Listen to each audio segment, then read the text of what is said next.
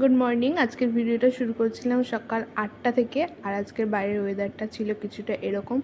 আর অনেক দিন পরই ভিডিওটা করলাম, মাঝখানে অনেকটা গ্যাপ পড়ে গেছিলো।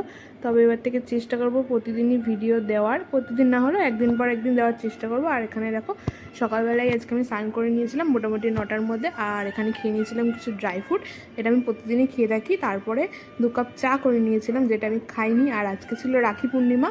আর তোমাদেরকে আগেও বলেছি যে পূর্ণিমার দিন আমাদের বাড়িতে সিন্নি প্রসাদ দেওয়া হয়। দেখো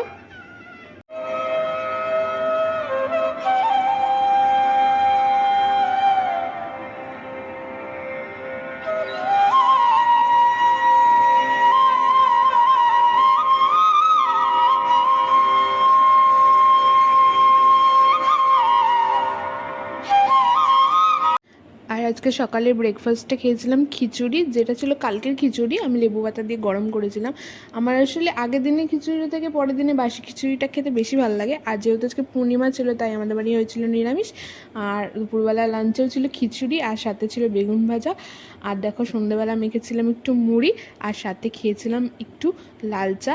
আর তারপরে খেয়েছিলাম কয়েকটা ফুচকাটা অতটা ভালো ছিল না, মোটামুটি ছিল আর কি। আর দেখো আর আজকে বাইরের আবহাওয়াটা ছিল খুবই সুন্দর। দেখো আকাশে পূর্ণিমার চাঁদ, সঙ্গে ছিল শীতল হাওয়া, মনটা পুরো জুড়িয়ে গেল। ওকে, আজকের ভিডিওটা এটুকু রাখলাম। গুড নাইট সবাই।